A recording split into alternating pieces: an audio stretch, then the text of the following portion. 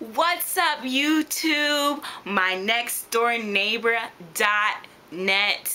What's up, you guys? Tiffy Stacy here, and I'm back, as I always say, with another video. And today's video is going to be the 5 things to consider when going natural, or before going natural, one of those two. I have a lot of friends who are in the process of going natural or thinking about going natural, and I thought I would give them a video, and even my viewers, some of my viewers, I'm not sure who exactly is in the process, but anyway, I'm giving this video to all of you because I want you to know, not be naive in thinking that natural hair is just something that you just jump out of bed with. It's definitely a process, and it hasn't been all peaches and cream, especially for me. I've had my issues, but not as bad as some people have, but it's definitely been an adventure. But I love my hair, and many of the friends that I have that are already natural, they enjoy their hair just as much too. So this is not to scare you, just to give you something to think about.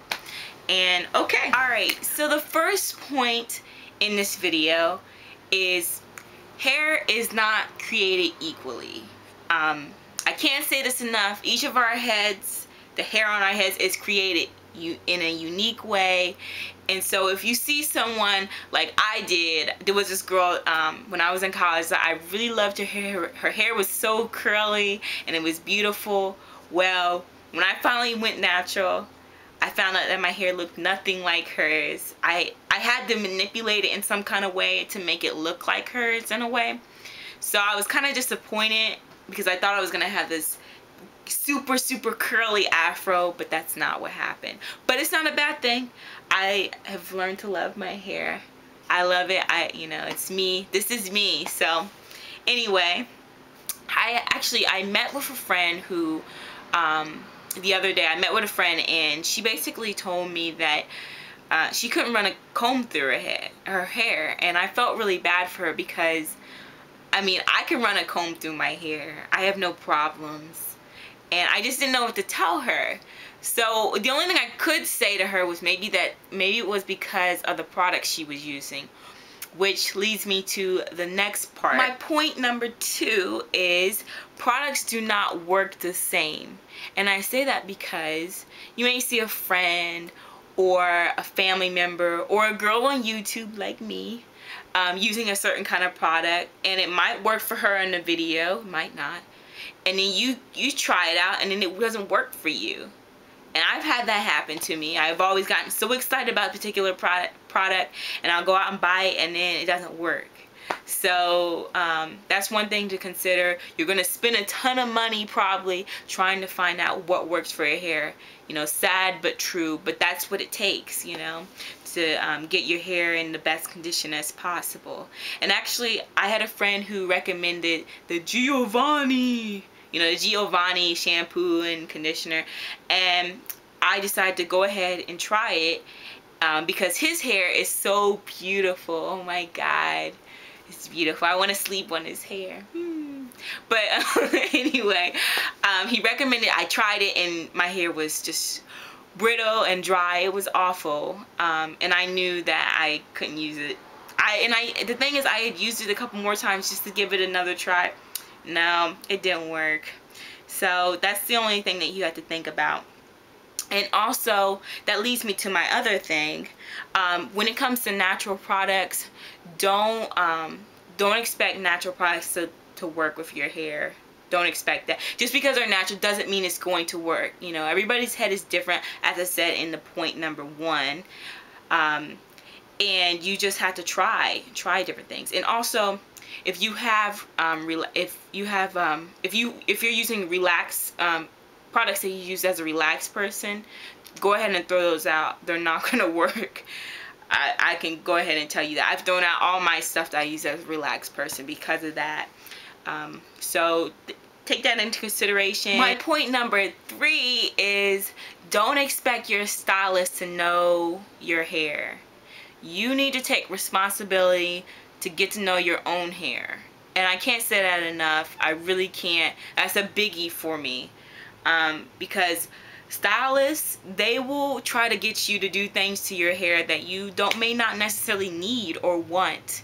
So they're gonna definitely try to convince you to get a texturizer almost immediately, because it saves them the time. They don't have to figure out how to work with it. It's just a lot of things that you have to consider when you go to a hairstylist. And plus, they're expensive.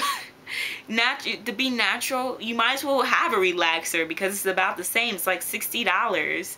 Like, what is that about? So yeah, definitely take that in consideration, and always question them. Don't ever just let someone do something to your hair if you don't really know exactly what they're doing, you know. So, and do your research. I can't say it enough. Do your research before you go to a stylist, or if you're going to a consultation, make sure you come back and you kind of figure out what they're trying to do with your hair. So point number 4 is natural hair takes time and patience. And I hate to say this with natural people, but well, not natural people, but just I think there's a misconception that natural hair is somewhat easier and that you don't have to really do your hair. No, if you want your hair to look good, look fabulous, you have to do something with it. And I don't get that. I don't get why people think that all they have to do is like go and take a shower and wash their hair and just shake it and think it's gonna like look great. Like, some people can do that. I certainly can't. I have to manipulate it. I have to do some kind of style to make sure that my hair looks good, you know, when I go out and all that. So definitely you have to take the time to find out what styles work for your hair and what products work, and it does take time, and you have to, sometimes you have to redo your hair because of that reason. I've had many times where styles did not work out because of the type of products I was using, and I would have to wash it out. And sometimes my mom would be like, "You're washing your hair again?" But that was earlier in the year. Like, I hate when people ask me why I'm washing my hair. I'm like, I'm honestly washing it because something's not working for it. So, but definitely just try things, try new things. Do your research, as I said, and also go on YouTube to find out what kind of new styles you can wear. And hey, and it'll be all good. Well, my 5th and final point of this video is get your mind right. You have to get it right. You have to think like you're a natural girl. And to all my girls out there that are transitioning and are thinking about going natural, please do this. Like, I can't say this enough. If you are borderline, you're on that natural track, and you're, you know, starting to kind of crave the creamy crack, if your mind is not where it should be, you will go right back to that creamy crack. And I can't say that enough. And also, just to let you know, it's going to get rough. It got rough for me. I can't even remember. I think it got rough around maybe month 9. And I was like going crazy. I'm like, I'm going to cut off my hair. It was crazy. But you can check out my hair story, or you can check out my my experience as a big chop. I'll post those so all of you can see. But just my advice for all of you out there, just please take care of your hair and experiment and have fun with it. It's, you know, that's the only thing I can offer.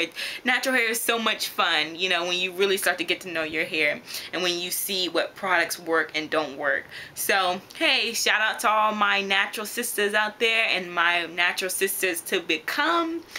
And hey, subscribe to me, friend me, comment, and I'll get back with all of you soon. And hey, see ya later.